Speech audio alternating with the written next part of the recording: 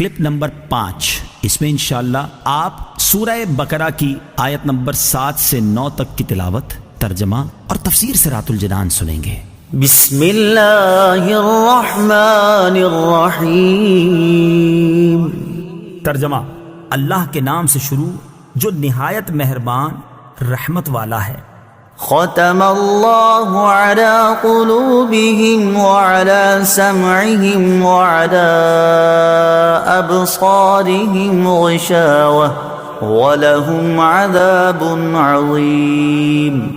ترجمہ: اللہ نے ان کے دلوں پر اور ان کے کانوں پر مہر لگا دی ہے، اور ان کی آنکھوں پر پردہ پڑا ہوا ہے، اور ان کے لیے بہت بڑا عذاب ہے۔ ختم اللہ نے مہر لگا دی۔ تفسیر صراط الجنان میں ہے، ارشاد فرمایا کہ ان کافروں کا ایمان سے محروم رہنے کا سبب یہ ہے کہ اللہ تعالیٰ نے ان کے دلوں اور کانوں پر مہر لگا دی ہے، جس کی بنا پر یہ حق سمجھ سکتے ہیں، نہ حق سن سکتے ہیں، اور نہ ہی اس سے نفع اٹھا سکتے ہیں، اور ان کی آنکھوں پر پردہ پڑا ہوا ہے، جس کی وجہ سے یہ اللہ تعالیٰ کی آیات اور اس کی وحدانیت کے دلائل دیکھ نہیں سکتے، اور ان کے لیے آخرت میں بہت بڑا عذاب ہے۔ بعض کافر ایمان سے محروم کیوں رہے؟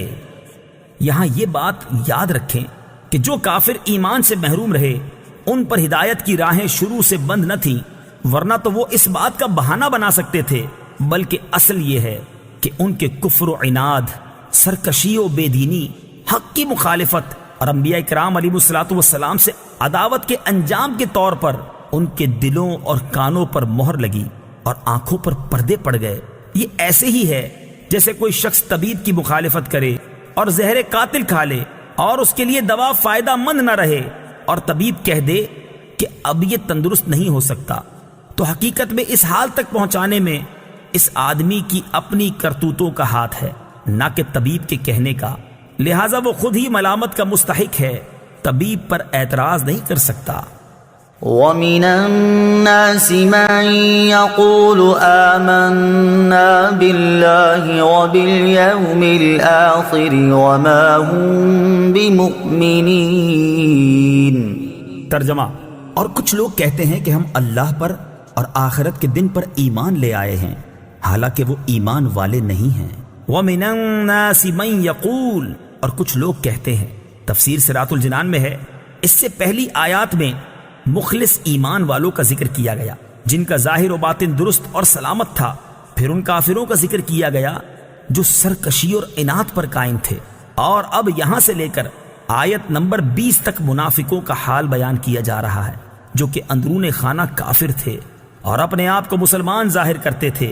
اس آیت کا خلاصہ یہ ہے، کچھ لوگ اپنی زبانوں سے اس طرح کہتے ہیں کہ ہم اللہ تعالیٰ پر اور آخرت کے دن پر ایمان لے آئے ہیں، حالانکہ وہ ایمان لانے والے نہیں ہیں، کیونکہ ان کا ظاہر ان کے باطن کے خلاف ہے، بلکہ حقیقت یہ ہے کہ وہ منافق ہیں۔ اس آیت سے چند باتیں معلوم ہوئیں۔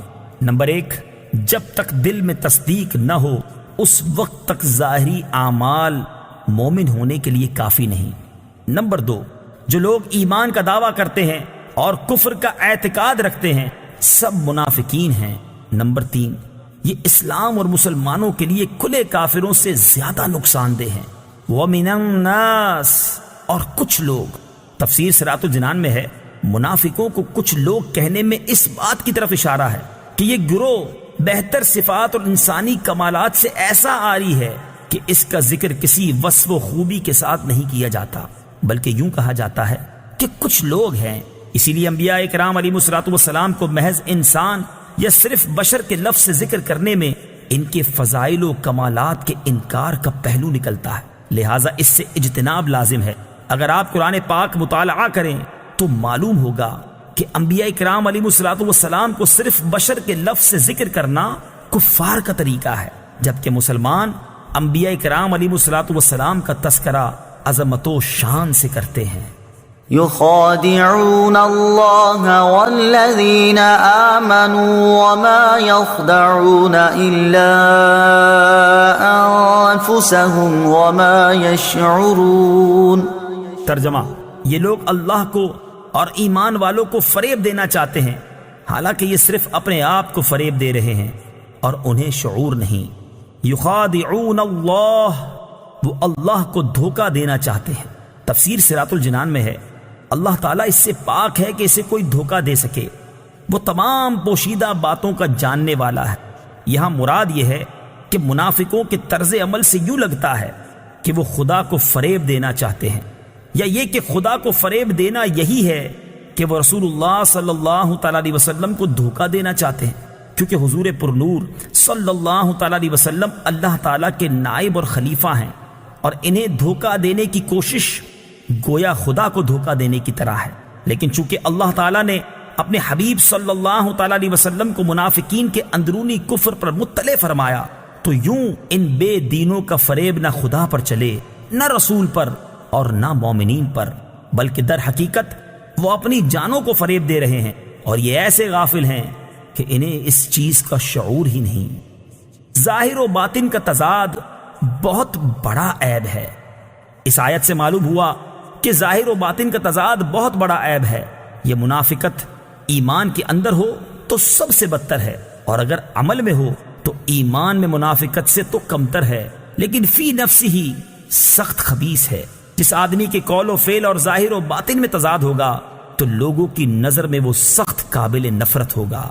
ایمان میں منافقت مخصوص لوگوں میں پائی جاتی ہے، جبکہ عملی منافقت ہر سطح کے لوگوں میں